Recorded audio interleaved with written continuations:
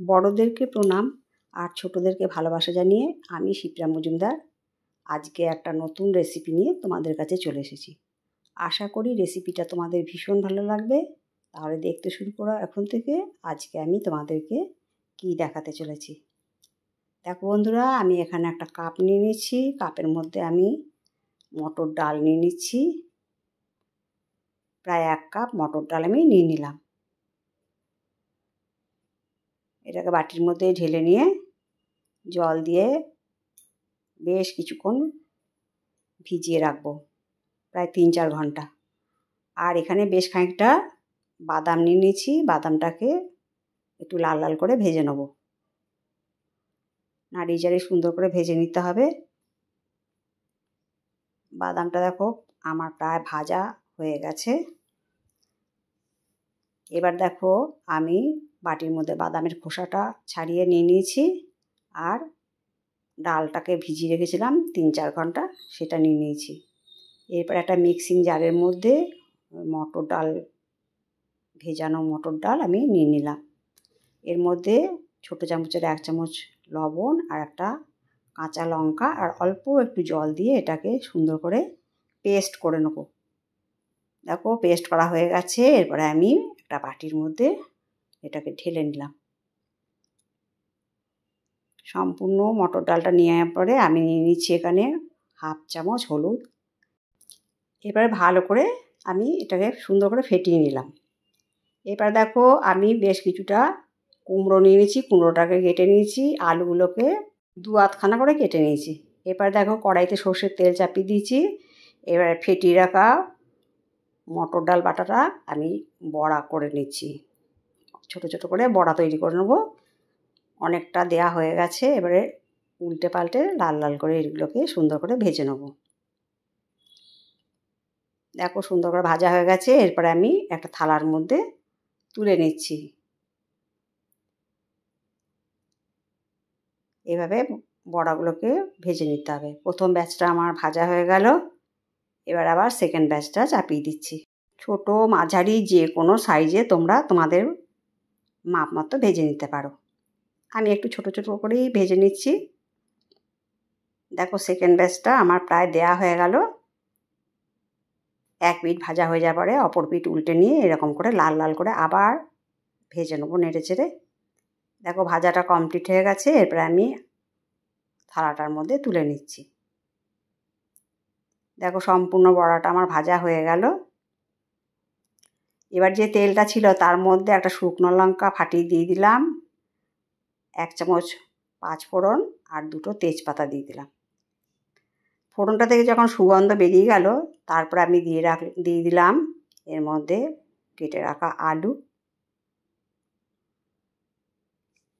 আলুটা দিয়ে বেশ ভালো করে একটু নাড়ি চাড়িয়ে নেব। এটা একদম নতুন রেসিপি, আশা করি তোমাদের ভীষণ ভালো লাগবে। আলুটা যখন একটু নাড়ে চাড়িয়ে নিলাম তারপরে দিয়ে দিচ্ছি কেটে রাখা কুমড়োগুলো। আজকে বন্ধুরা তোমাদেরকে সম্পূর্ণ নতুন স্বাদের নিরামিষ কুমড়ো আলুর তরকারি তৈরি করে দেখাবো। তাই একটুও স্কিপ না করে প্রতিটা পদক্ষেপ ফলো করো। দেখবে এত সুন্দর টেস্টের একটা রেসিপি তোমরা পেয়ে যাবে, মানে কল্পনাই করতে পারবে না। দেখো আমি এখানে পরিমাণ মতো লবণ আর 1/2 চামচের মতন হলুদ দিয়ে দিলাম। এবারে লবণ আর হলুদ দিয়ে আমি ভালো করে নাড়িয়ে চাড়িয়ে নেব। এই রেসিপিটা যারা কুমড়ো খায় না, যারা বেশ পছন্দও করে না, তাদেরকে করে দিলে তারা আঙুল চেটেপুটে খেয়ে নেবে, এত টেস্ট। আর ভাত, রুটি, পরোটা সমস্ত কিছুর সাথে ভীষণ খেতে ভালো লাগে। যাই হোক আমি নাড়িয়ে চাড়িয়ে একটা ঢাকনা চাপা দিয়ে দিলাম। মিনিট 5-7 ঢাকনা দেওয়ার পরে ঢাকনাটা আমি খুলে নিলাম। এবারে ভালো করে আবার ওপর নিচ নাড়িয়ে চাড়িয়ে ভেজে নিতে হবে। যতক্ষণ না কুমড়োটা আর আলুটা সুসিদ্ধ হচ্ছে সেই পর্যন্ত আমাকে ঢাকনা চাপা দিয়ে দিয়ে রান্নাটা করতে হবে। আমি কিন্তু এর মধ্যে একটুও জল ইউজ করব না। এবার দেখো বাদামটা ভেজে রেখেছিলাম, সেটা আমি একটু গ্রেট করে নিয়েছি। খুব মিহি গ্রেট না করলেও চলবে। যাই হোক এবার ঢাকনাটা আমি খুলে দিলাম। তারপরে আবার ভালো করে নাড়ি চাড়িয়ে রান্নাটা করব। শেষ পর্যন্ত তোমরা দেখো, আশা করি তোমাদের আজকের রেসিপিটা ভীষণ ভালো লাগবে। আলুটা বেশ অনেকটাই সেদ্ধ হয়ে গেছে, কুমড়োটাও সেদ্ধ হয়ে গেছে। রান্নাটা আরও একটুখানি করে নিতে হবে। আর যা যা জিনিস আমি মেশাবো সেইগুলো তোমরা দেখতে থাকো। বাদামটা শুকনো অবস্থায় বেটে রেখেছিলাম, তার থেকে আমি এখানে 2 চামচের মতন বাদাম গুঁড়ো দিয়ে দিচ্ছি। আমি দিয়ে দিলাম পুরো ওই 2 চামচ বাদাম গুঁড়ো। এরপরে কিছুটা নারকেল কুড়িয়ে নিয়েছিলাম ছোট্ট বাটির একটা বাটিতে, সেই নারকেল থেকেও কিছুটা নারকেল দিয়ে দিলাম। অপূর্ব স্বাদের আজকের এই নিরামিষ কুমড়োর তরকারিটা আশা করি তোমাদের ভীষণ ভালো লাগবে। আর যে যে জিনিসগুলো আমি ব্যবহার করছি তোমরা এইভাবে যদি রান্না করে নাও তাহলে কিন্তু অসম্ভব স্বাদের একটা নিরামিষ রেসিপি তোমরা আজকে পেয়ে যাবে। এইভাবে নাড়িয়ে চাড়িয়ে সুন্দর করে নারকেলটা কাঁচা গন্ধ যাওয়া পর্যন্ত ভালো করে কষিয়ে নিলাম। এরপরে দিয়ে দিচ্ছি ভাজা জিরের গুঁড়ো প্রায় 1.5 চামচের মতো। এখানে কিন্তু কাঁচা জিরের গুঁড়ো দিলে হবে না, এখন ভাজা জিরের গুঁড়ো দিতে হবে। ভাজা জিরের গুঁড়ো দিয়ে দিলাম 1.5 চামচ।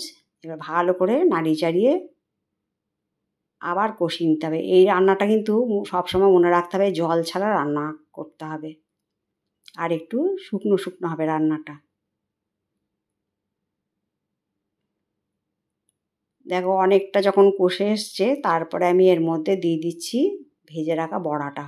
আমি পুরো বড়াটা দেব না, এর থেকে কিছুটা সরিয়ে রাখবো। দেখো অর্ধেক বড়া ভাজা দিয়ে দিলাম। এবার ভালো করে তরকারিটার সাথে নাড়িয়ে চাড়িয়ে নিতে হবে। দেখো কত লোভনীয় দেখতে লাগছে। আর কয়েকটা জিনিস মেশালেই কিন্তু রান্নাটা আমার পুরো রেডি হয়ে যাবে। আজকের রেসিপিটা যদি তোমাদের ভালো লাগে তবে অবশ্যই লাইক, শেয়ার, কমেন্ট আর সাবস্ক্রাইব করে আমার চ্যানেলের পাশে থেকো। আর যদি কোনো নতুন বন্ধু এসে থাকো অবশ্যই বেল বাটনটা অন করে দিও, তাহলে সমস্ত নোটিফিকেশান তোমাদের কাছে পৌঁছে যাবে। এরপরে আমি দিয়ে দিলাম 1 চামচ গরম মশলা আর 1 চামচ ঘি। ব্যাস, এটা দিলেই কিন্তু রান্নাটা একদম অন্য একটা সুন্দর মাত্রা পেয়ে যাবে। এত টেস্ট, তোমাদেরকে আমি জোর দিয়েই বলছি, এত টেস্ট তোমরা কল্পনা করতে পারবে না। অবশ্যই তোমরা একদিন তৈরি করে ভাত, রুটি, পরোটার সাথে খেয়েও আশা করি ভালো লাগবে। এবার আমি একটা ডিশের মধ্যে সার্ভ করে নিলাম।